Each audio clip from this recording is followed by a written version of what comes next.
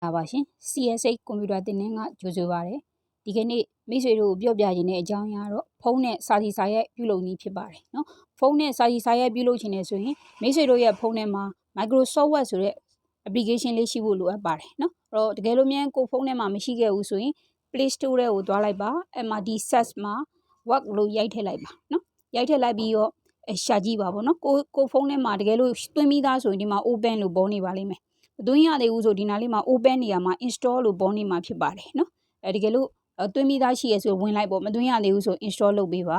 ါပြီးဆိုရင်အဲ့ software တွေဝင်နေတာဖြစ်တဲ့အတွက် open ဆိုတဲ့ဟာလေးတစ်ချက်နေပေးပါเนาะအဲဆိုရင် Microsoft Word ထဲကိုရောက်သွားပါလိမ့်မယ်เนาะဒါကတော့အခုဆရာမဆက်မှာလက်တလောရိုက်ထားတဲ့ file တွေကိုမြင်နေရတာဖြစ်ပါတယ်ကိုကအခုမှအသစ်စလုပ်မယ်ဆိုရင်ကြတော့ဒီထောက်မှာတင်စလုပ်မယ်ဆိုဒီတောက်မှာရှိတဲ့အပေါင်းသင်္ကေတလေးကိုနှိပ်ရမှာဖြစ်ပါတယ်เนาะအဲ့တော့ဒီအပေါင်းသင်္ကေတလေးကိုနှိပ်လိုက်မယ်နှိပ်လိုက်ပြီးတော့အခုမှအသစ်ဖန်တီးမှာဖြစ်တဲ့အတွက်ဒီရှေ့ဆုံးအကွက် black document ဆိုတဲ့ဟာလေးဝင်ပေးလိုက်ပါเนาะအဲ့ဒီဝင်ပေးလိုက်တဲ့ဆိုစာရွက်တစ်ရွက်ကြာလာပါပြီအဲ့ဒီမှာစာရိုက်လို့ရပါပြီပေါ့နော်ကိုရိုက်ချင်တဲ့အကြောင်းအရာရိုက်ပေးလို့ရပါတယ်အဲ့တော့မြန်မာလိုရိုက်မယ်ဆိုရင်ကိုယ့်ရဲ့ဖုန်းကီးဘက်မှာမြန်မာသာပြောင်းထားပါအင်္ဂလိပ်လိုရမယ်ဆိုရင်ဖုန်းကီးဘက်မှာအင်္ဂလိပ်လိုပြောင်းထားပါပေါ့နော်အဲ့တော့ခုလောလောဆယ်အင်္ဂလိပ်လိုစာရိုက်ပြပါမယ် WHAT whatကိုရိုက်ချင်တဲ့စလုံးပေါ့နော် what is a computer ပေါ့ကွန်ပျူတာလို့ရိုက်လိုက်တယ်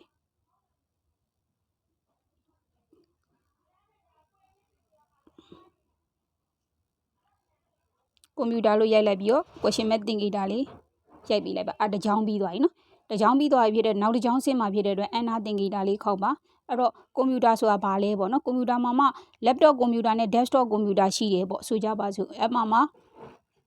DESK desktop ကွန်ပျူတာပေါ့ဥပမာစာလေးရိုက်ပြတာပါ desktop ကွန်ပျူတာနဲ့နောက်တစ်ခုကကြတော့ laptop laptop ကွန်ပျူတာဒီလိုရိုက်ထားတာပေါ့နော်အဲ့တော့ရိုက်ထားတဲ့စာကြောင်းမှာဆရာမတို့ကလက်ရေးပုံစံတွေပြောင်းချင်တာတို့ underline တွေတားချင်တာတို့လုပ်ချင်နေဆိုရင်ဒီစကားစုကို select ပေးဖို့လိုပါတယ်နော်ဘယ်လို select ပေးမလဲဆိုလို့ရှိရင်ကိုပေးချင်တဲ့စကားစုတစ်စုပေါ်ဖ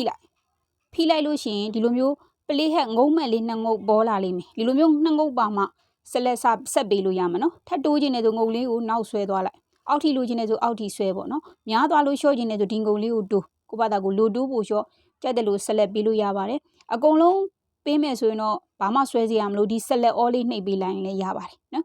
select ပေးပြီးမှလိုတိုးဖို့ရှော့ပြန်ရှော့ချင်တယ်ပြန် select ပေးချင်တယ်ဆိုကိုလိုချင်တဲ့စကားစုပေါ်ဦးတည်ပြီးဖိထားတာနဲ့အမြငုံလေးနှစ်ငုံပေါ်လာလိမ့်မယ်အဲ့မှာဒီငုံနှစ်ငုံပေါ်မှာမူတည်ပြီးလိုတိုးဖို့ရှော့ကိုလိုတဲ့အကြောင်းအရာပေါ်မူတည်ဖိဆွဲယူလို့ရပါတယ်ငုံမဲ့စပေါ်ဖို့စာအတွက်ဆိုရင်တော့ဖိထားပေးရမှာပေါ့နော်သူ့ရဲ့ concept ရဲ့သဘောတရားနော်ဒီလိုလေးဖိထားကြိုက်တယ်လို့ select ပေးယူမယ်နော် select ပေးပြီးတော့ဆိုကြပါစို့ underline တွေတားမယ်နောက်တစ်ခုကကြတော့အယောင်တွေပြောင်းမယ်ကိုလှုပ်ချင်တဲ့ effect ပေါ်မူတည်လှုပ်ချင်တာဖြစ်တဲ့အတွက်အောက်မှာ B လေးကိုတစ်ချက်နှိပ်လိုက်ပါအဲဆိုစလုံးလေးကအများနဲ့မတူတဲ့မဲသွားမယ်နော်အဲ့ဒီ B ဒီ software ထဲမှာအသင့်ပါတဲ့ B ကိုပြောတာနော်အောက်က keypad မှာရှိတဲ့ B ကိုပြောတာမဟုတ်ပါဘူး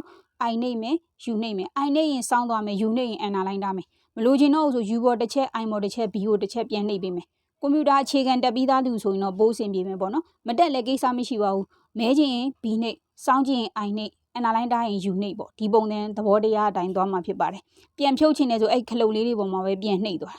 းနောက်တစ်ခုက U ရဲ့ဘေးဟာလေးကကြဘာလဲဆိုလို့ရှိရင်နောက်ခံအယောင်ဖြစ်ပါတယ်နော်နောက်ခံအယောင်ကိုပြောင်းခြင်းနဲ့နောက်ခံအယောင်ရွေးပေးလို့ရတယ်နောက်က A လေးကကြဘာလုပ်တာလဲဆိုစလုံးအယောင်ကိုပြောင်းခြင်းဖြစ်ပါတယ်ကိုပြောင်းခြင်းတဲ့ဟာကိုပြောင်းပေးလို့ရပါတယ်ရမယ်နော်နောက်တစ်ခုကကြအခုလှုပ်ထားတဲ့အခြေအနေကိုမလိုချင်တော့ဘူးပေါ့နော်ခုနငကိုပုံစံနဲ့ပဲပြန်လှုပ်ချင်နေဆိုရင်ဒီအယောင်လေးပေါ်မှာပြန်ဖြုတ်လဲရတယ်ဘာမှမလိုချင်ဘူးဆို no fade ပေါ့နော်ဒါပေမဲ့ဘာတော့လုပ်ပေးဖို့လဲလိုလဲဆို select ပေးဖို့တော့လိုအပ်တယ်နော် select မပေးတော့ဘူးဆို action ကလက်ကားပါပဲno fade တစ်ချက်နေလိုက်ရင်အယောင်ပြောင်းသွားပါလိမ့်မယ်နော်ဒါတနည်းပေါ့နော်နောက်တစ်ခုကကြတော့ခုနလှုပ်ထားတဲ့အနေအထားဒီ select လေးပေးမယ်ဖိပေးလိုက်မယ်ဒီကနေဒီထိ select ပေးလိုက်မယ်ပေးထားပြီးတော့ဘိုးတွေanalyze တွေတားထားတယ်ပေါ့နော်တားထားတာကမှမလိုချင်တော့ဘူးပေါ့ခုနအနေထားပြန်သွားရင်လည်းဆိုတစ်ခုချင်းစီ line မဖြုတ်တော့ဘဲနဲ့ဒီအပေါ်မှာရှိတဲ့အမြားအကောက်ကလေးအဲ့ဒါလေးကိုတစ်ချက်နှိပ်ပြီးတော့ရှေ့အခြေအနေကိုပြန်သွားယူလို့ရပါတယ် undo redo လောက်တာပေါ့နော်ကွန်ပျူတာတန်းမှာဆိုရင်တော့ဒါရှေ့ကလုပ်ခဲ့တဲ့အနေထားပဲပြန်လို့ချင်တဲ့အခါမှာဒီခလုတ်လေးနှိပ်ပေးရပါတယ်မြင်လားမသိနော်အပေါ်ကခလုတ်လေးကိုဒီခလုတ်လေးကိုနှိပ်ပေးရပါတယ်ဒါလေးကိုနှိပ်ပေးရတယ်ရှေ့ကိုပြန်သွားတာပေါ့နော်ပြန်သွားခြင်းတဲ့အခါမျိုးမှာသုံးပါတယ် ရပြီနော်နောက်တစ်ခုကကြတော့ဒီစလုံးကိုပြောင်းလဲချင်တာဖြစ်တဲ့အတွက် white AC ကွန်ပျူတာကို select ပေးလိုက်တယ် select ပေးပြီးတော့ဒီအပေါ်က A ခဲတံချောင်းလေးနဲ့ရှိတဲ့ A လေးကိုနှိပ်လိုက်ပါအဲ့ဒီ A လေးကိုနှိပ်လိုက်မယ်ဆိုလို့ရှိရင်လက်ရေးပုံစံပြောင်းလို့ရတဲ့ဘောက်တွေဘာတွေကျလာပါလိမ့်မယ်နော်လက်ရေးပုံစံပြောင်းခြင်းနဲ့ဆိုရင်ကွန်ပျူတာ tense လိုပါပဲဒီမှာပါတဲ့ font name လေးကိုနှိပ်လိုက်ကိုပြောင်းလဲခြင်းနဲ့ font style ကိုဒီကနေရွေးပေးလို့ရပါတယ်ကိုပြောင်းလဲခြင်းနဲ့လက်ရေးပုံစံကိုပြန်ရွေးပေးလို့ရပါတယ်နော်ဒီဘောက်ကိုဖွင့်ပြီးတော့မှကိုပြောင်းလဲခြင်းနဲ့လက်ရေးပုံစံပေါ့ဒီဇိုင်းတွေလည်းပါရင်တော့ကွန်ပျူတာလိုမျိုးပဲဒီမျိုးတစ်ချက်နှိပ်ပေးလိုက်တဲ့ဆိုအဲ့ font လေးအတိုင်းပြောင်းပေးသွားလိမ့်မယ်ဒီဘက်ကဟာ7ကကြတော့စလုံးအရွယ်အစားကိုပြောင်းလဲခြင်းနဲ့စလုံးအရွယ်အစားအဲ့ဒီမှာသတ်မှတ်ပေးရမှာဖြစ်ပါတယ်နော်ဒီလိုမျိုးသတ်မှတ်ပေးရမယ်ပြီးကိုဖြစ်ခြင်းနဲ့စလုံးအရွယ်အစားဖန်တီးပေးလို့ရပါတယ်နောက်တစ်ခုကကြတော့ BIU တော့သိမယ် B ကဘိုး I က idle U က underline တာအဲ့တော့တကယ်လို့မုံနေဒီနောက်က ABC လေးကဘာလဲဆိုဒါ strike through အလဲကနေကန်လက်ပြတ်မြင်တဲ့ကြောင်းတာအလဲရတာနော်အဲ့ဒါလေးကဘယ်အနေထားမှာသုံးလဲဆိုရင်လူမျိုးနေရာမှာသုံးတယ်ကုန်ပစ္စည်း item တွေမှာအရင်ဈေးနှုန်းက9000ပေါ့အခုကနေပြီးတော့3000ကိုဈေးနှုန်းပြောင်းလိုက်တယ်ပေါ့အဲ့ဒါပြောချင်တယ်ဆိုဒီ9000လေးမှာမှအလဲကကန်လက်ပြတ်တဲ့ကြောင်းတားခြင်းတဲ့အခါမျိုးမှာသုံးတယ်အပေါ်က A ဟာလေးကိုဖွင့်လိုက်တာနော်ဒါလေးကိုတစ်ချက်နေလိုက်အလဲကနေတစ်ကြောင်းတားမယ် U ကကြအောက်ကတားတာ AB ကကြတော့ဘေးကတားပေးခြင်းဖြစ်ပါတယ်ဒီမှာလက်ရေးပုံစံတွေအရွယ်အစားတွေဖန်တီးပေးလို့ရတယ်နော်နောက်တစ်ခုခုနမြင်ခဲ့တဲ့ highlight တားတာလို့နောက်ခံအရောင် highlight ထားတာလို့ဘာလို့ကကြတော့ဒီထဲကိုဖွင့်လိုက်စလုံးအရောင်လေးနောက်ခံပကံခုနပျောက်သွားတာမဟုတ်တော့ဒီကောင် view ချဲလိုက်တော့အောက်ကိုကျသွားရင်ဖြစ်ပါတယ်အဲ့တော့ဘာပဲလှုပ်ချင် select တော့ပေးဖို့လိုတယ်ခုနကဒီမှာ highlight ကဒီမှာသွားတယ်တကယ်လို့မဟုတ်တော့အပေါ်က AB လေးနဲ့ဖွင့်လိုက်ရင် highlight ကဒီလိုမျိုး highlight ဆိုပြီးတော့လူမျိုးဖော်ပြရနော်နောက်ခံအရောင်ပဲတူပဲလို့ပြောပြတာနော်အနေထားလေးအပေါ်အောက်လေးပဲချိန်သွားတာဖြစ်ပါတယ်နောက်တစ်ခုကကြဒီမှာကြ font color လို့ပြောတယ်ဒီထဲမဝင်မဲနဲ့ဒီကနေပြန်ထွက်လိုက်တယ်ဆိုဒီမှာ font color A တက်လေးနဲ့ဒီမှာမြင်နေရတယ်နော် font color ကဒီလို A တက်လေးနဲ့လိုမျိုးနော်ခဏလေးနော် font color